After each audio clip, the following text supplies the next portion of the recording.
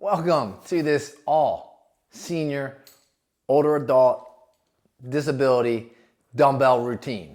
You can do it in the standing position, you can do it in the seated position, but more importantly, you're gonna do it with your host, Jesse Swoyer, nationally recognized inclusive fitness trainer, silver sneaker flex instructor.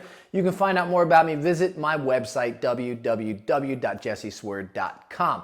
Now, we're gonna be using lightweight dumbbells. If you have some dumbbells at home, great. If you don't, just use your imagination. You can just use those fists, because the real goal is just to get contraction and engagement of the muscles that we're going to target today. So if you don't have a set of dumbbells, you can still do this exercise at home. You just want to squeeze those fists. And it's going to get that blood pumping, that oxygen flowing, and those muscles energized despite not having a set of dumbbells. But if you do have some dumbbells, lightweight. I use 5s, you use 4s, 3s, 2s, 1s. If you want to go to 6s, 7.5s, 8s, and it's entirely up to you. But just remember, I can't see you or I can't hear you, so I can't monitor you either. And get your physician to give you appropriate discharge to be able to do activities like this along the way. Make sure you breathe, inhalation, exhalation. 4, pay attention to that rate of perceived exertion. It's going to be a 1 through 10 because we are going to be using lightweight dumbbells. And then make sure you hydrate. We will do breaks throughout so you can have that hydration. And again, if you need a seat throughout, grab a chair, get one close to you. I got Lincoln over here, I got Bentley, and I got these great dumbbells right here. But before I get started, I'm going to get our body moving and grooving and with a little bit of mobility exercises. Here we go. Just lift those arms up. There you go. So they're going to be a slight angle with those lifts. So I'm just kind of swinging them up, but I'm also bending them at the top. I'm kind of just bringing them up, almost like I got a ball in my hands and I'm taking that ball back, but I'm losing the ball as it goes by my thighs or my legs because clearly I can't hold onto it. But then I'm re-engaging as I come back up. I hold that ball, come back down, hold that ball. Let's do one more time and hold that imaginary ball. Now I want you to just rotate at the torso, back to the front. Rotate at the torso, back to the front. And one thing you're going to notice is my feet are not moving. They are staying stationary. The only part that I'm moving is this thoracic spine. Again, that lower lumbar doesn't move either. It's just going to be your thoracic spine. And there we go, holding on to that ball. Excellent job. Rest them all the way down. Take those hands up. There you go. And just go back and forth. Now, elbows are not tight to the rib cage. Now, if you do need to bring those elbows into the rib cage, it looks like this. And then you're back and forth, like this. Now, the difference is that if you have them close to the rib cage, you're not going to put as much strain on the anterior delt or there's traps to hold them up. But if you put them out and then do this, you're going to feel gravity start to pull those arms down, and you're going to put a little more strain on the anterior part, those tendons that make up the rotator cuff. So it's entirely up to you and how much strength you have in that rotator cuff yet, or if you have any injury in that rotator cuff, if you have any arthritis or any overuse or bursitis. Many different things could be occurring. Now I'm just taking those hands, doing a little pendulum, other direction, a little pendulum.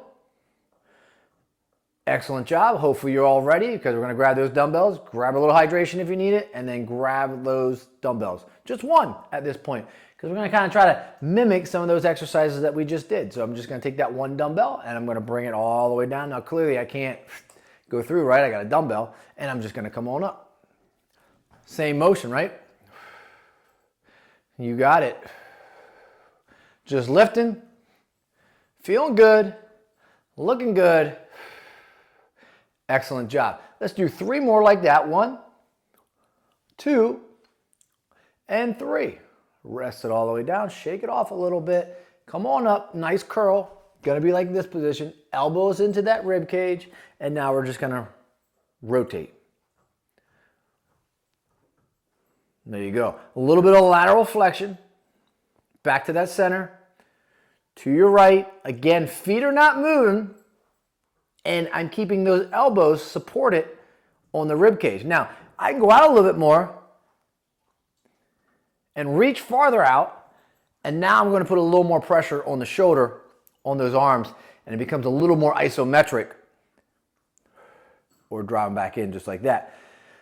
There you go. Now we're saying, how do you get to the pendulum, Jesse, from this? Well, you're just going to drop it down, and we're just going to take it to one side, and you see I kind of grip it here, and I'm just going to do that pendulum.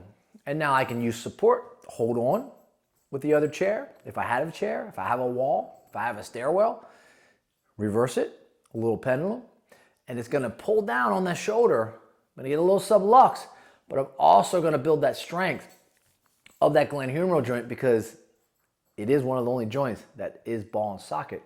And now we're just going to circle. Doesn't matter which way you circle right now. I'm going right to left. And now I'm going to go left to right with that right arm. And my right arm is much stronger than my left, so I definitely can tell there's a discrepancy.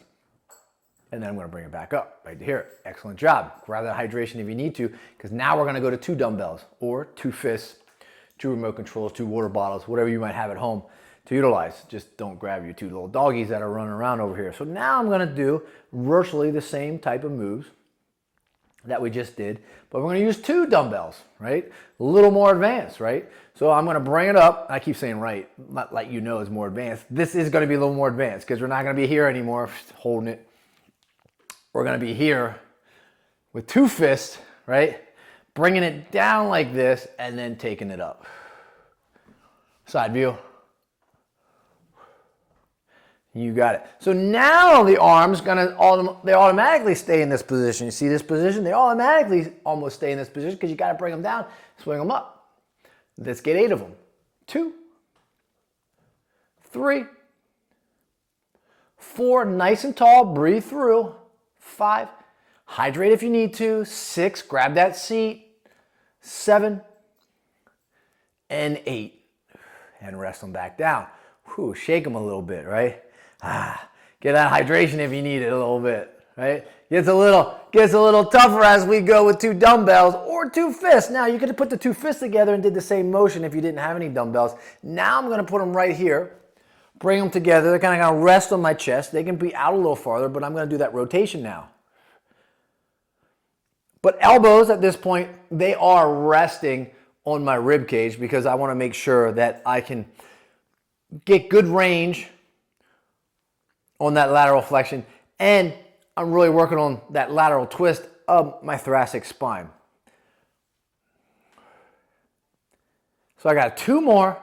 Gonna go left, gonna go right, back to that center. Now, if I want to make these harder, more difficult, like I said before, you push them out. You keep those elbows away from your body, and you do the rotation.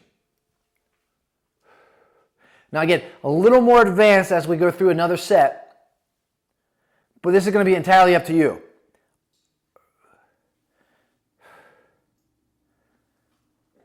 We're going to get 2 more.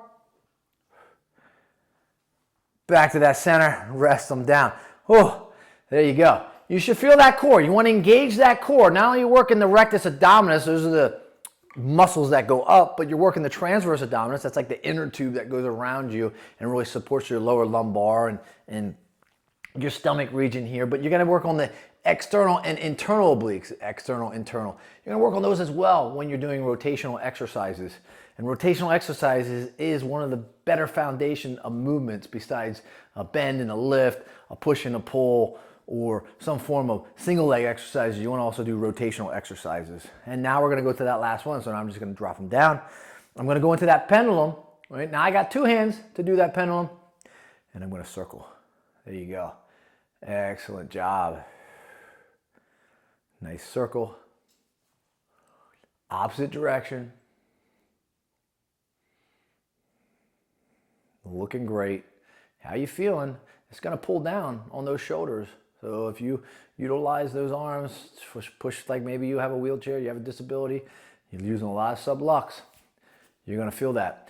At that hydration, let's go to that cool down, and that was your all dumbbell exercise routine. Besides the cool down, come in here. Bring those arms together, put them together, elbows into the rib cage, and I want you to squeeze those palms together. And it looks like Bentley might be just a little bit hungry, and now Lincoln's probably going to get involved in the action. So you know this is going to be cut short because of them. Push on out. Turn. There you go. Right over left. Hold it.